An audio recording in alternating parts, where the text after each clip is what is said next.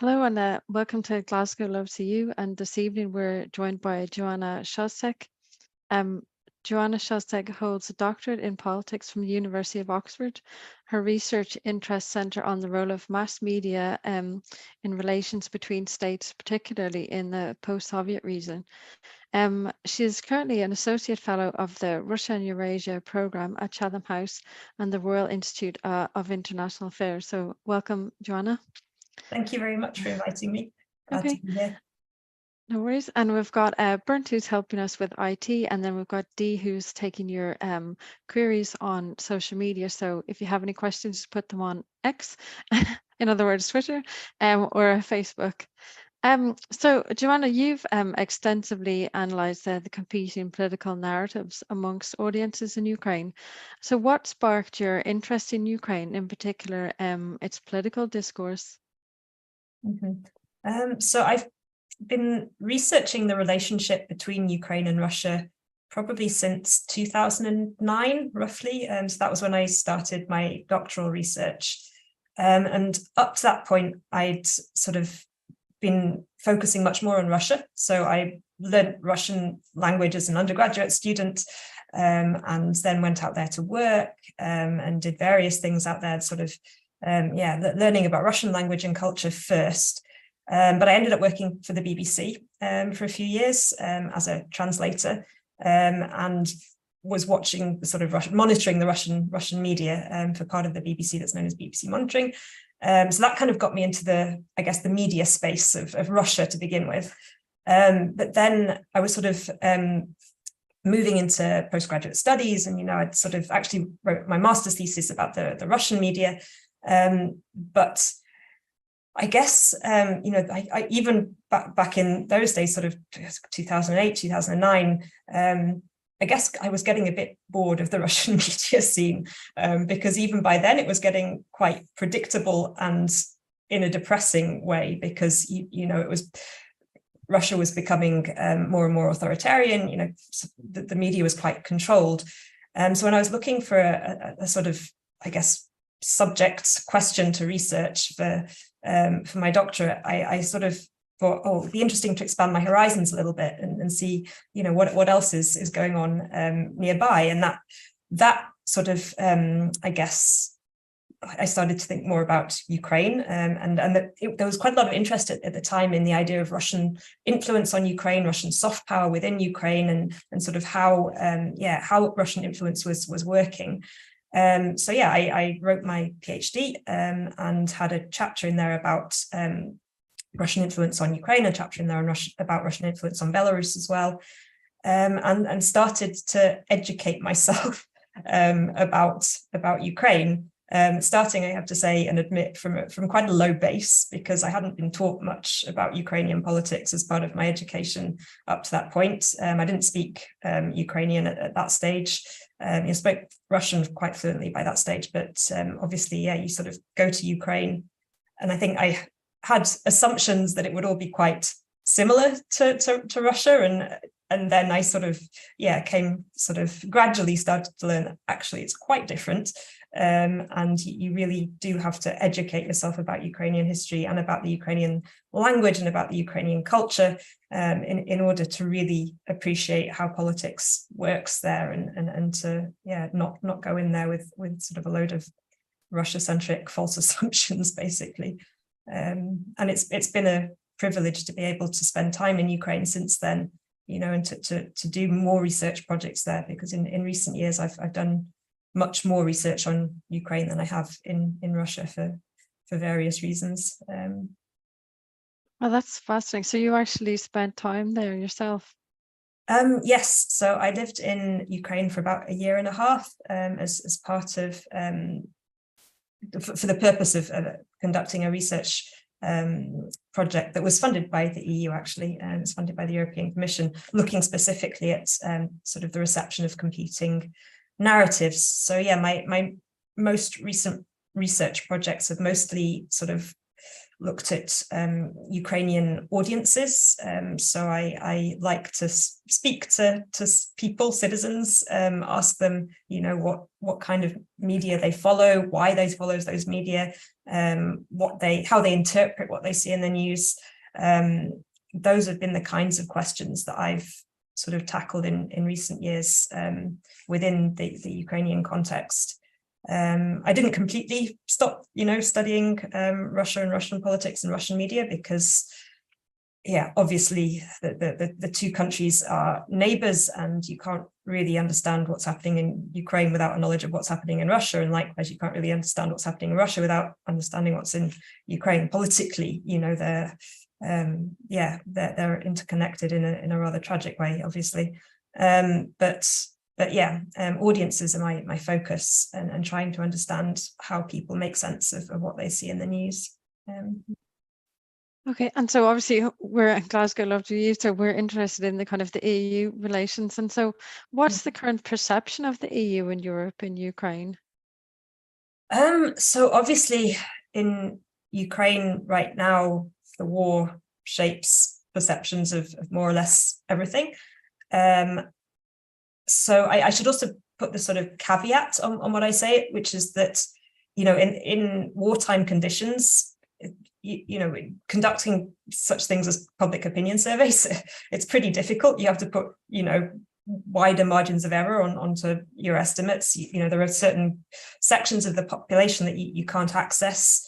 Certain questions you might not want to ask for ethical reasons, because you don't want to traumatize the sort of respondents you're speaking to.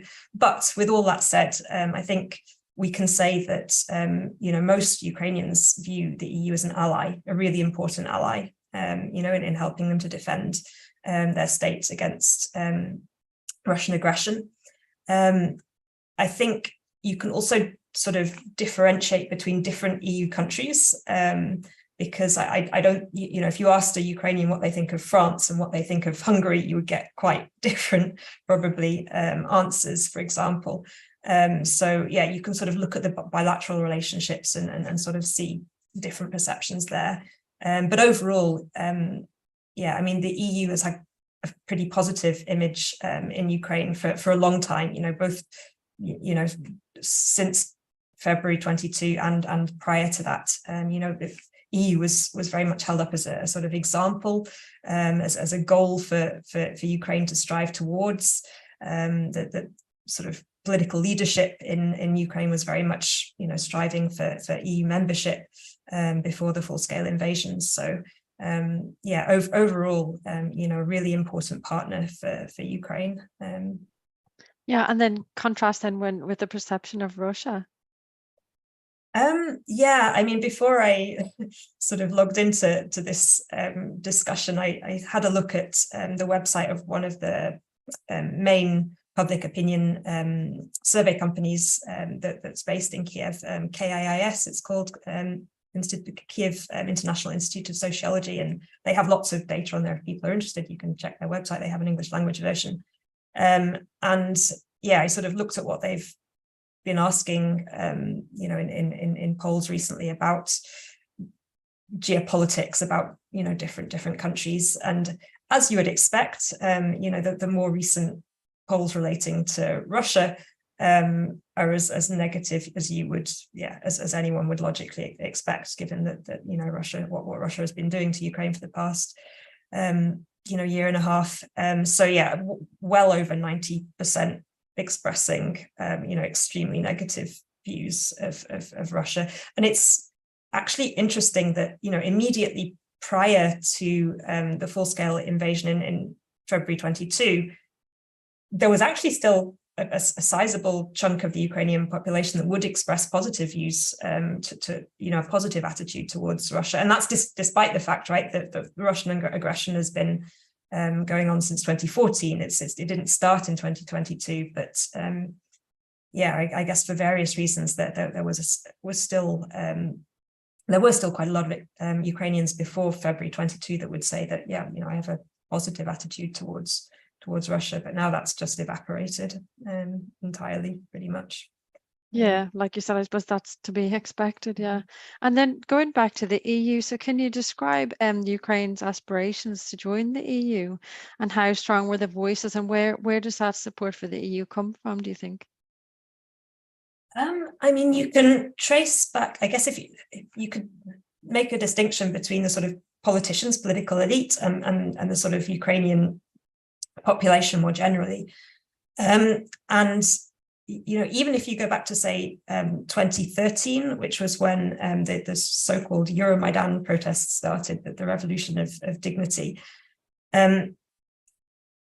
Obviously, you can tell by the name that's associated with those protests, Euromaidan, that it was to a degree about Ukraine's relationship with the EU, and the sort of origin, the trigger of those protests was the fact that then President Viktor Yanukovych backed out of signing a trade deal with the EU, a so-called association agreement that would have taken Ukraine in a sort of EU direction. It would have not necessarily led to membership. The discourse wasn't really about full membership at that time, but it was about building closer ties. And yeah, I guess not everybody realizes, but even Yanukovych, who was otherwise considered quite a pro-Russian president, was very much, he was on board for signing the trade deal with the EU at that time, in sort of 2012, 2013, because even the sort of oligarchs that backed him thought it would be good for them, right? So you sort of had, I guess, a consensus almost in the Ukrainian political elite across political divides that increasing ties with the EU would make sense. The person who disagreed and disliked that prospect was in Moscow, and Putin sort of basically threatened Yanukovych, put pressure on, blackmailed, started imposing trade barriers, increasing the costs basically for Ukraine of signing that association agreement with the EU. And eventually Yanukovych backed out, Russian pressure worked. And then you saw the sort of societal reaction, which was to go out onto the street and to protest. And then you saw Yanukovych clamping down, using repressive tactics, using violence. And that, obviously, if people know the story of the Revolution of Dignity and Euromaidan, eventually led to Yanukovych being ousted and a much more pro-European government taking over in Ukraine. So yeah, after Yanukovych had gone, after the events of 2014 and the annexation of Crimea and the sort of the start of the war in Donbass, then Ukraine sort of really signed up to integration with the EU, and as far as the EU would let it, right? Because I think there's always been more reticence and reluctance on the part of the EU to accept Ukraine than there has been sort of in terms of Ukraine's enthusiasm to join since 2014. So yeah, Ukraine was really pushing, advocating for membership of the EU and of NATO. It's a sort of civilizational turn towards Europe. That really sort of picked up momentum between 2014 and 2022, right up to the point that the aspiration to join the EU as a member and to join NATO was written into the Ukrainian constitution. I think it was 2019. I might get the year wrong, but yeah, basically it's in the constitution now that Ukraine wants to be an EU member and it wants to be a NATO member. That's fascinating that it's actually written into the constitution. Yep. That's incredible. I'll just go across the social media, see if there's any questions coming through. Hi, yeah, I have a question through from Stephen, and he says, how does Ukraine perceive Brexit UK as compared with the EU? So, like, I guess that means how does it look at Britain compared to when we were in the EU and when we're not in the EU? Does it make any difference, in other words, I guess? I'm interpreting his question there. I mean, I actually was in Ukraine on the day of the referendum. So yeah, Brexit referendum. And I remember being on a train and having a conversation. I was somewhat in shock at the referendum result. And I was sort of, just having a chat with the Ukrainians in the carriage. And you might laugh, but their reaction was what referendum? I didn't know there was a referendum. So I think back at that stage, I wouldn't assume that, your average Ukrainian was particularly tuned in to Britain's relationship with the EU. I can say more about the sort of political elites reaction, which was actually to sort of emphasize always that, there may be these pessimists that aren't very optimistic about the EU, don't see it as a good thing. We're the Euro optimists. So, President Poroshenko, and I've sort of been studying some of his statements recently, was always stressing his, Ukraine as the Euro optimistic country. Europe might not believe in the EU, might not believe in itself, but Ukraine believes in the EU. I guess that would be my answer to that question. Thanks. Thanks. And so obviously you're an expert in mass media, and I guess that includes a certain element of disinformation. So can you give us an example of disinformation that's worked its way into mainstream narratives and publications in the West? Yeah, I mean, disinformation is such a big issue these days. I guess you can distinguish between different problems here. One type of problem might be disinformation that you can prove as false, right? So say you've got an image and that image has been doctored, and say someone has, taken an image from Syria and presented it as Ukraine, or, this kind of thing. I guess, various fact-checking websites will sort of catch this stuff and expose it. But in a way, I don't think that's the biggest problem in current discussions about Ukraine and about the war. I think perhaps a bigger problem politically are misleading narratives. And I'm going to distinguish here between disinformation and narratives, although they can coexist with each other. The way I understand a narrative is a sort of sequence of events that suggests causality, right? So if you say that NATO expanded and then, a paranoid Russia invaded Ukraine, it suggests that the first thing caused the second thing because of the order that you've put these events in. And it, in and of themselves, NATO expanded, Russia invaded Ukraine. Both those things, you could say it, factually true. But the conclusion that is being encouraged there, that NATO expansion caused the invasion, is misleading. I would say false, right? Because it leaves out an awful lot of other information. It leaves out, the progressive increase in repression in Russia, the sort of restrictions on free speech there, that, why did Putin become so deluded that he thought he could get away with this, for example? There are all kinds of, also the way that things are framed. So should we talk about NATO expansion, or should we talk about, countries acceding to NATO, thinking it not as a sort of, big organization spreading, but as, independent states, voluntarily joining. I think, misleading narratives are currently a bigger problem for Ukraine and for discussions about Ukraine than out and out factually untrue, fake disinformation type stuff. Because I do see, a lot of narratives that are problematic, misleading, in our media, in European media, in American media. And it's often not as simple as, this is true, this is false. It's more that you're missing stuff out here. You're not framing things in a way that's accurate. You're not using, language that's perhaps the best way of describing what's going on. I've sort of straight away gone for the sort of NATO example, is just because I guess I've had the most arguments about that one. I don't think NATO expansion caused Russia to invade. And I think a lot of people have suggested that, unfortunately. That's a good example. Do you think that the public are able to perceive like disinformation, or what is the level of, say, education in terms of, recognizing disinformation?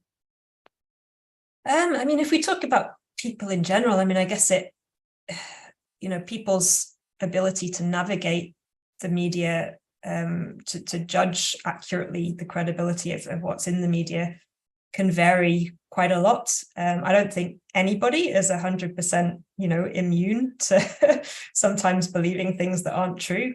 And I think obviously, in a wartime context, it's particularly difficult to fact check, the claims that are made, because journalists don't necessarily have access. Journalists might be relying on sources, the sources might be misinformed, there are all kinds of reasons for sort of misleading information getting out into the space of the news media. Media literacy is another topic that interests me, and actually Ukraine was making huge efforts to improve the media literacy of its citizens, and I think media literacy education is important everywhere in this country as much as anywhere else, just to try and at least get people to not automatically jump to conclusions, and at least give them the sort of tools, the sort of mental resources to be critical news consumers, and yet at the same time not so critical that they start to distrust literally everything, and then you get a different set of political problems. Yeah. And then you've got AI in the mix as well, which soon will be creating news as well. Who knows? So I believe we've gotten another question in then from social media. Yeah, we've got a couple of the kind of questions. Yeah, they are questions from X. The first one is, was Brexit and the actions of Farage in the EU Parliament, Johnson and his train of oligarchs, appeasement? So that's one question. And then the other one is about Johnny Mercer. Johnny Mercer said that Labour donors expect something from donations. What did the Russians expect from their donations to the Tories, do you think? So they're kind of around the same sort of thing, really. So the question about appeasement, I'm not sure I 100% understood. I think it's I don't know. I'm just reading it as it says. Was Brexit and the actions of Farage in the EU Parliament, Johnson and his train of oligarchs, appeasement? So looking at all of those things, were they appeasement to the Russian oligarchs, I suppose, or appeasement to Russia? Since I don't fully understand the question, I'm going to apologise in advance for not possibly not answering it directly. Two issues. One is Johnson, Boris, and the other is, financial flows coming from Russia. I don't know to what extent listeners are aware of this, but Boris Johnson is something of a hero in Ukraine, which to those listening might sound odd, strange, implausible, but at least rhetorically and to some degree in practical terms,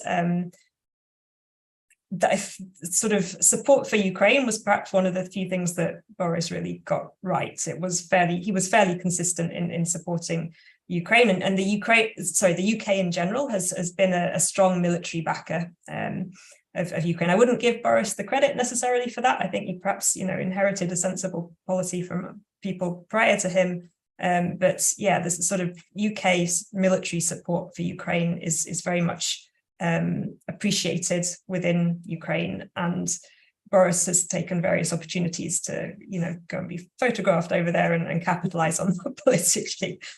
So that's perhaps as much as I'll say on Boris. But in terms of dodgy financial flows of Russian money into the UK, I don't know quite what the listener had in mind in terms of references to oligarchs and Farage and stuff. I'm not going to talk about Farage, I think, but that area is the UK's weak spot. So military support for Ukraine is a strong spot in British foreign policy, I would say. Recognizing that Russian money is a security issue has been a big blind spot. And unfortunately, these two sort of contradictory, dimensions of the UK's policy towards Eastern Europe were coexisting for quite a long time. The rhetoric was all, Russia's a threat, we've got to support Ukraine, and sort of that they talk up the security dimension, but at the same time, London was welcoming an awful lot of Russian money into its property markets, the checks on who's setting up companies, and there was just there was a lot of I think a big welcome to Russian money, whilst, you know, at the same time trying to you know, defend Ukraine. And it was contradictory. It didn't make sense. So, and now I think there's more appreciation of the risks that Russian money does pose, but they're still not doing enough about it. Just reminds me of that phrase, a tangled web. What a tangled web we weave, and it is a tangled web. Right, I'm going to shut up now. Thanks, Dee. Yeah, I would definitely recommend that everyone watches the Dispatches episode on Boris Johnson. It's very interesting, in case you haven't seen it. Just getting back to disinformation, what is the best way for people to check if something is disinformation or not?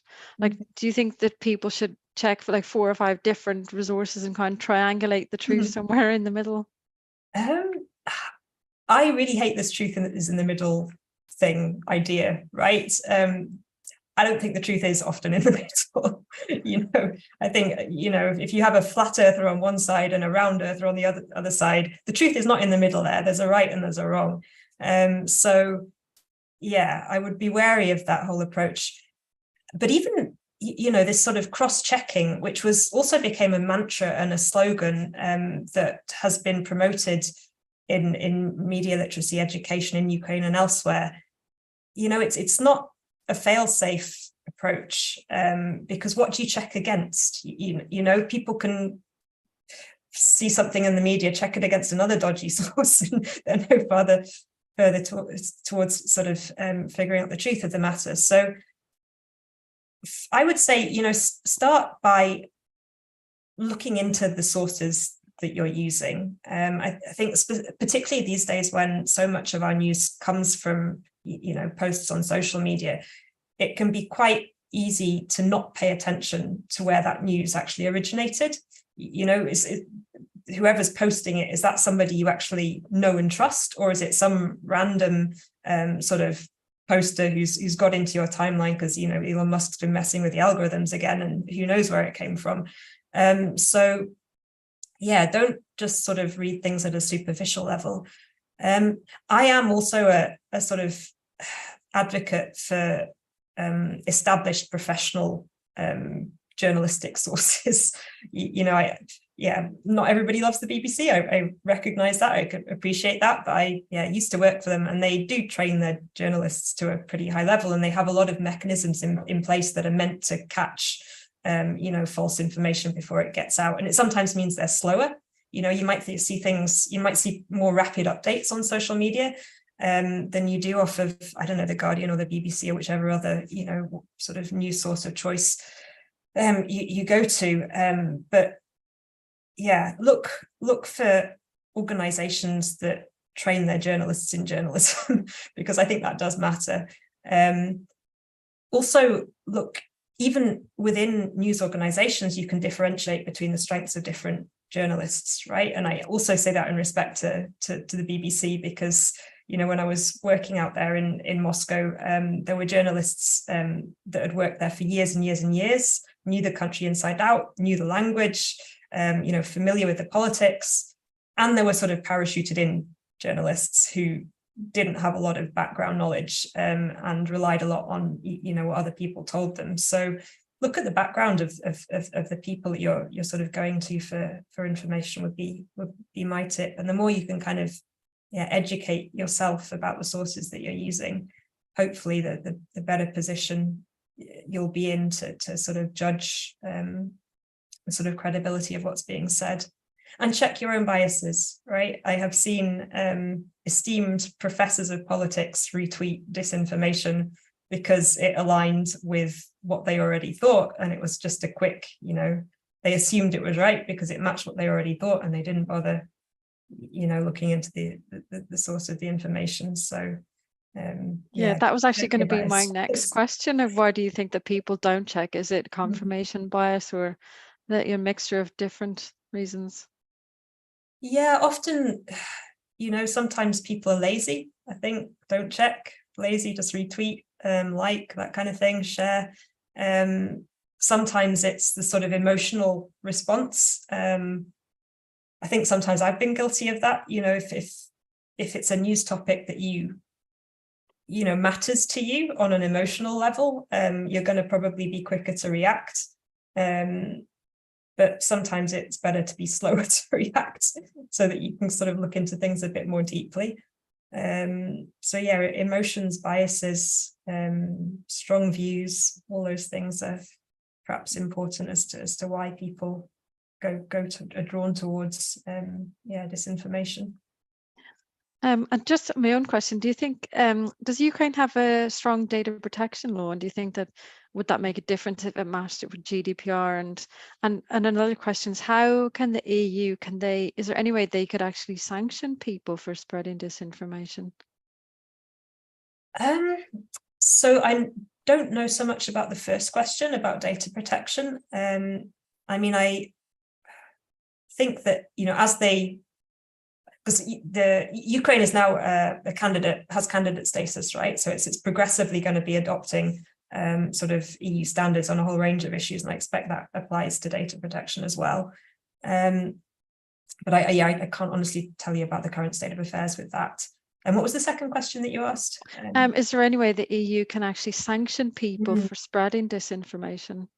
Not easily, because there's such a lack of consensus about what constitutes disinformation. I mean, the platforms have a degree of responsibility for certain types of fake content, right? So the disingenuous accounts, I think most of the platforms now have policies that will try and shut down accounts of, if, say Russian money is funding a fake account of some kind, that they're supposed to shut down that kind of thing, have policies. But to actually legislate against disinformation, I think, is hard. I mean, on the broadcast side, Ofcom, I think, does a really important job in this country. Broadcasters are held to higher standards, generally speaking, and Ofcom will produce reports and investigations if a broadcaster is sort of repeatedly shown to be broadcasting stuff that's untrue or imbalanced, that kind of thing. But on social media, because you're dealing with a sort of different volume of information, sort of, even if you had laws to kind of theoretically, to penalize disinformation, actually enforcing them, it would be a pretty massive challenge. How do you catch this stuff? If you shut down one account, then within 10 minutes you can have another, half a dozen set up doing the same thing. So it is a really, really difficult thing to legislate for. Okay. And do you think that sometimes the disinformation could be a legitimate tool of warfare? Say, for example, if the Ukrainians want to spread their own propaganda, do you think that in extreme situations is legitimate? That's almost an impossible question, I think. I mean, one example that kind of springs to my mind in terms of Ukraine is, I don't know if you remember, sort of early on last year, just after the sort of full-scale invasion had started, there was some sort of stories circulating on social media that I think, Ukrainian grannies had managed to down a Russian drone by chucking a jar of pickles out the window, or sometimes it was a jar of tomatoes, so there were these sort of fantastic stories. And I remember even retweeting it and saying that, I hope this is true. I wish this was true. I don't think it's true. It's morale boosting in a way. It's funny. It's sort of, if someone made it up, you can understand why they might make it up. Is that a legitimate thing to do in war when a country is fighting for its existence? Maybe. Generally speaking, I'm on the side of being honest. People, make up sort of rumors of that nature that aren't inherently harmful. I mean, you don't want to generally speaking, you want to avoid harm, right, in whatever you put on social media. But I mean, I think that's a question perhaps to ask Ukrainians more than me, because to sit at a distance and make judgments about what's legitimate and not legitimate in the defense of a country is that I find also you know, I'm not comfortable doing that. So yeah, ask a Ukrainian. Okay, great. Thanks very much. We'll just go across to social media, see if there's any more questions. There's none more from social media, but I'm just thinking, Joanna, do you have a crystal ball? Do you know how do you have any idea how this is going to end? I mean, Georgia's got to be better than war, but how are they going to get to Georgia? I have honestly no real idea how this is going to end, and that's a hugely depressing thing to say. Yeah, because at the moment the end is not in sight. I mean, we all have hopes, those of us who support Ukraine, which, you know, we hope that at some point the Russian defenses that around the occupied territories will crack, and the Ukrainian counteroffensive will make more progress. We hope that, you know, the Western Alliance, sort of, European states, the US, the UK will continue to provide Ukraine with all the support that it needs, financial, military, and increase that, you know, so that, Ukraine can liberate its people and its territories. I'm no military expert. I feel that these are military questions at the moment, economic questions as well, to some degree, you know, to what extent will the Russian economy continue to be able to supply its, you know, invasion forces. But yeah, the sort of military side and the economic side are two areas where I have to rely on other people, other experts, and even the people that I sort of know and respect in that regard don't really have those answers. I would be deeply distrustful of anyone who's proclaiming with certainty what's going to happen in Ukraine in the next, in the sort of short term or medium term future. I do believe Ukraine will eventually win. I believe that I think the Russian regime is built on lies, basically, and hatred, and I don't think that's a stable basis for a regime in the long term. But it's obviously, you know, how much will this cost Ukraine? How much will it cost Europe? How much will it cost the world? In you know, before the Russian regime and its invasion finally give way. I don't know. Sorry, that's a real downer to end with. Jen, have you got anything more positive? Well, I was just going to say, I think I saw in the media today, well, it was The Guardian, so I don't know, you can judge, that there might be peace talks coming up in Saudi Arabia soon at the start of August, so hopefully something will come of that.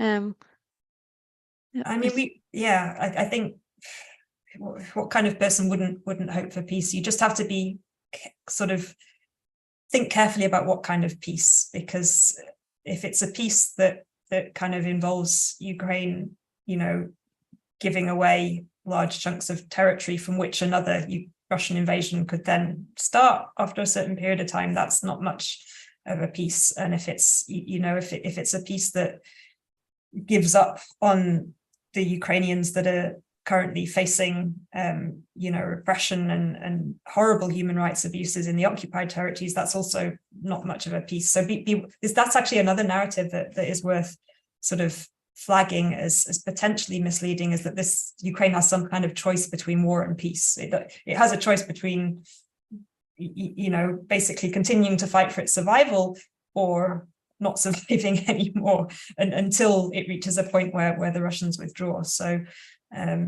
it's hugely difficult, but I would just say support Ukraine, and Ukrainians are incredibly resilient, and that, if you want to end on a positive note, I would stick with that, because no one expected Ukraine to be as resilient as it has been, and it's proved everybody wrong, really. Yeah, there's absolutely no doubt about that. They're incredibly brave and resilient. It's unbelievable watching from here. But thank you so much for speaking to us this evening. It's been absolutely fascinating, and hopefully we've all learned something about being a bit more discerning when we're, you know, consuming information, retweeting things. Maybe we'll think twice before we do it. Thanks very much.